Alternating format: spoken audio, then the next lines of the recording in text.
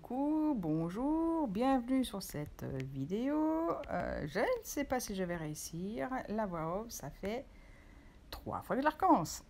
Je ne sais pas. Le logiciel de montage bug et ne veut pas enregistrer ma voix. Disons, ça commence à me fatiguer de répéter 3 fois la même chose. Je vous montre un lavis. Alors, j'ai d'abord mis de l'eau claire sur la partie où je voulais faire ce lavis et j'utilise là un reste d'aquarelle qui était dans ma palette en porcelaine. Et vous voyez, ces gestes sont indispensables. C'est pas moi une manière de le faire, c'est que vous, si vous voulez faire un lavis, si vous voulez faire un dégradé, il faut faire ça.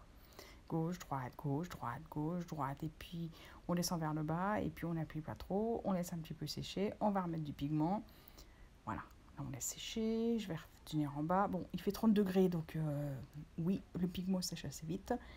Ça me permet d'aller gribouiller un peu en bas, et puis une fois que c'est en bas, hop, je vais prendre l'autre. Ce joli orange de la palette du A, là, des aquarelles, box numéro 2. Je l'avais beaucoup aimé et bah, je continue à l'aimer. Il est très joli en fait. Il est assez pétant. Et en même temps, là, on l'a tout en délicatesse, un peu comme un coucher de soleil, enfin un dégradé, un peu les filtres. Ah, vous vous souvenez les filtres des experts? En fait, c'est ça, je crois. Ces genres de choses. On a l'impression qu'on a un ciel de Miami avec les filtres. Voilà. Et moi, j'aime beaucoup. Hein. Et ça fait un dégradé. Et puis, je vais laisser le blanc du papier, ce qui renforce le dégradé. Je veux pas quelque chose de très tranché. Je veux pas quelque chose de très soutenu. Je veux pas quelque chose de très pigmenté. C'est pour ça que j'utilise intentionnellement cette boîte. Parce que alors là, j'ai pas trop besoin de réfléchir sur la dilution pour avoir quelque chose de clair. Parce qu'elles sont claires. Alors, ça peut être un désavantage. Mais là, c'est un avantage. Si vous aimez faire de la colorisation avec des couleurs peu soutenues, et ben ça vous ira très bien. Par exemple, ça fait un peu les mêmes effets que lorsqu'on utilise des feutres à alcool et quand on dégrade un motif et qu'on laisse le blanc du papier, ça fait quelque chose d'assez léger, quelque chose d'assez poudré, enfin ce genre de choses, enfin très léger. Et je crois qu'on a besoin de ça là, il fait 30 degrés, on a besoin d'une glace à l'autre, quelque chose de léger, d'un sirop, une citronnade, je ne sais pas. En tout cas, j'ai pas du tout envie de faire des fonds très foncés. Non, là, l'envie du moment, c'est légèreté. Alors, cette palette, évidemment, elle est peu chère, c'est peu pigmenté, mais en fait, là, c'est un avantage parce que c'est exactement le rendu que je veux. Donc, à celles et ceux qui veulent des choses pas contrastées, eh ben, on peut faire. On peut faire un joli dégradé, la preuve. J'ai utilisé la brosse du A, là, qui est bien, hein, je pourrais l'utiliser avec n'importe quelle aquarelle. Bon, vous ne pouvez pas garder la jolie couleur des poils. Quand ils sont neufs, il y a un dégradé de vert dessus pour les verts et puis de rose pour les roses. Mais en fait, dès que vous les mettez dans l'aquarelle, ça se teinte. Dommage. Bon, c'est en aparté, hein. C'est un détail. Mais ils sont vraiment très bien. Je vais utiliser ces aquarelles pour coloriser cette petite boutique. C'est Happy Little Fox qui a sorti Ray la Blanche et c'est une des planches, celle de la crêperie. Alors là, vous allez me dire, mais pourquoi a-t-elle mis son aquarelle dans ce sens-là? Parce qu'en fait, il faut faire des choses très précises, très rectilignes. C'est difficile de le faire quand c'est pas ma main, donc les traits horizontaux, vaut mieux avoir le trait dans le bon sens pour avoir le bon geste. En plus, il faut pas appuyer sur le pinceau, sinon on déborde. Ça va pas du tout. D'ailleurs, plusieurs fois, je vais déborder, donc je vais devoir rincer mon pinceau, avoir de l'eau claire, enlever ce qui a débordé avec mon pinceau, vite, faut faire ça vite, essuyer le pinceau, repasser dessus pour enlever l'eau qu'on a mis pour rincer le pigment et normalement on rattrape le blanc du papier. Bon, comme c'est pas très pigmenté, ça marche suffisamment bien. Donc cette petite boutique, elle est toute en légèreté.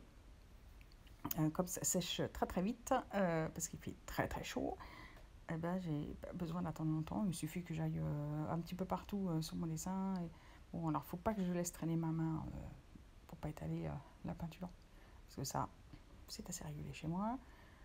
Et puis voilà. Et je vais revenir comme ça de ci de là.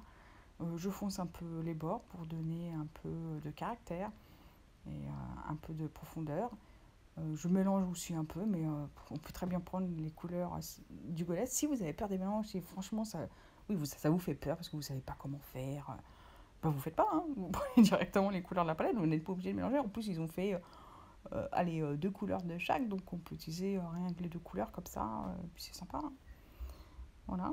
Et je vais utiliser la couleur métallique, oui, pour symboliser les vitres, le vitrage. Je vais utiliser le vert de la palette porcelaine pour faire un rappel avec le fond, enfin une espèce de ciel aussi sur la boutique.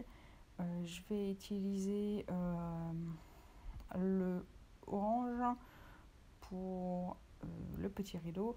En fait, j'essaye d'accrocher les éléments, de rapprocher les éléments les uns avec les autres en utilisant les mêmes couleurs pour essayer de créer de la cohérence. Bah, sinon, ça fait arc-en-ciel. Enfin, vous pouvez aussi mettre arc-en-ciel. C'est une histoire de goût, de choix artistique. Hein. Mais là, mon choix, c'est quand même d'essayer d'avoir un combo de couleurs. Donc, j'ai pris comme combo clairement du vert, du bleu, un turquoise, un terre de sienne, puis un ocre jaune, on va dire. Bon, il y a 5 couleurs et voilà. Donc là, je vais revenir sur le fond pour lier. Revenir dessus là pour mettre un peu plus foncé parce que ça s'est éclairci en séchant. N'oubliez pas, l'aquarelle s'éclaircit en séchant. Et là, ça me paraît bien. Et puis, c'est quasiment sec en fait. Donc là, le moment que je préfère, satisfaisant. Enlever le masking tape qui est tout autour. J'ai perdu mon rouleau de masquage, je ne sais pas où il est. Donc j'utilise un masking tape. Smile, ou bonjour, ou coucou. Même plus, je vois pas sans mes lunettes. Que je n'utilise pas. Et en fait, c'est trop beau. Regardez ce cadre blanc. Ça, vraiment, c'est net. Ben voilà. Un petit coup de chiffonnette sur l'eau qui a coulé sur ma planche en bois. Et le papier a été tendu. Hein. Et c'est fini. Salut!